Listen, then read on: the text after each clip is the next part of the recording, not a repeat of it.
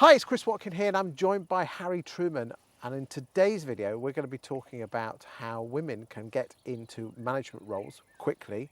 Harry, as a 29-year-old, became the MD of a 5-branch Gloucestershire estate letting agency, and also you're big in the game at Property Mark. So Harry, what I'd like to ask you is your opinion on how women can get to such great roles at such an early age. Talk to me.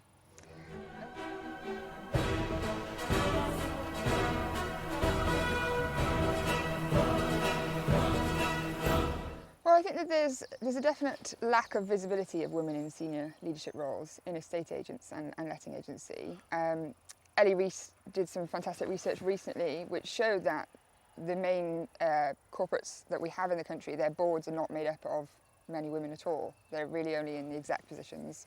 And I think that the women who are in any senior leadership roles need to be more visible because they need to be role models for future people, future young women to join the industry. I mean, if you don't mind me saying, you're a bit of a role model yourself. I mean, how long have you been MD of CGT? So I've been MD now for 3 years. Okay, so you would have been 28, 29? 29 when I started, yeah, as MD. Okay, that's quite a young age for a 5-branch network operation. Yeah.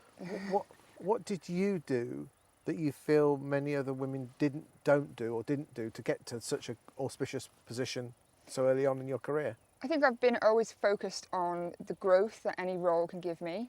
And I started in a very small estate agents and a service apartment company in Cardiff Bay.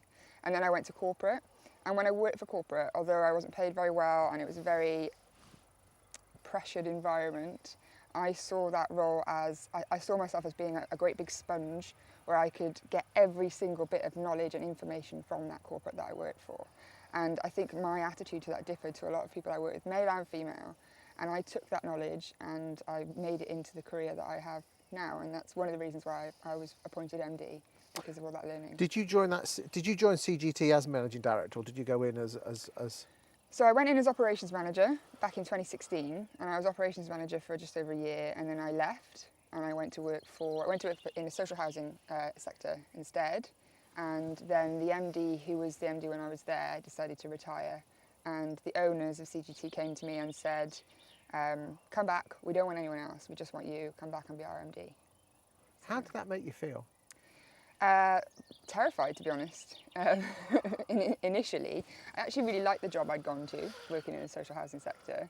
And so it was, and I had a great team around me, and so coming back to CGT, where I'd left, I don't really believe in rejoining companies that you've left for a reason. It was quite terrifying to be told that they didn't want anyone else, they just wanted me. And at 29, how do you turn that down to be MD of a business that turns over £2 million a year? Weren't you worried that you had the skill set to run it? I mean, to be honest with you, a 5-branch network is pretty big in the game. Yeah, I think I was worried.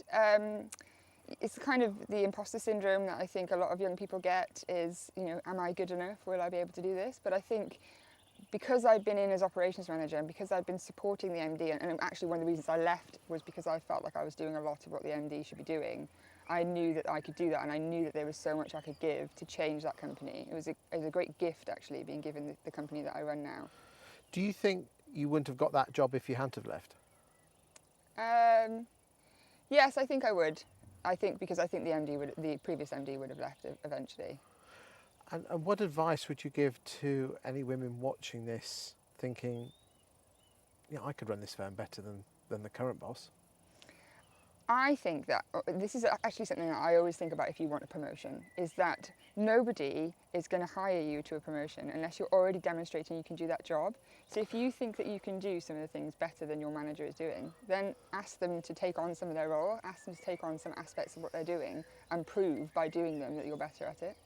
Okay, but surely by doing that, you're making yourself vulnerable to both yourself, your potential weaknesses, and also, you know, your team around you will say, well, that, you know, it should be you're paid to do this job. Now all of a sudden you're trying to do other stuff.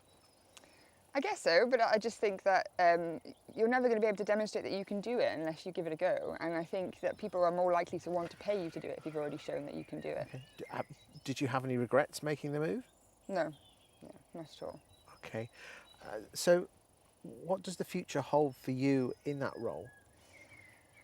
I've got a great dream for CGT, that it not just grows in terms of the managed stock and in terms of the staff that we have, but it becomes a kind of one-stop shop for property. So anyone can walk through one of our doors and have any need in property and we'll find it within So your CGT. offices are Cheltenham, Gloucester, Tewkesbury... Stroud. Yes. And Quedgley. Okay, where's Quedgley?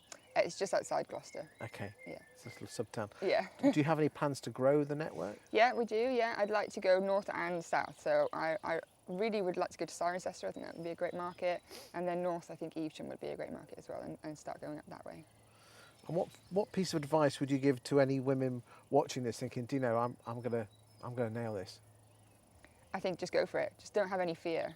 Just you don't want to die with regret. So you might as well just give it a go. What's the worst that's going to happen? Lovely. Thank you for your time today, and we'll do some other videos on some other topics which are close to your heart. Thank you for your time today. Thanks, Chris.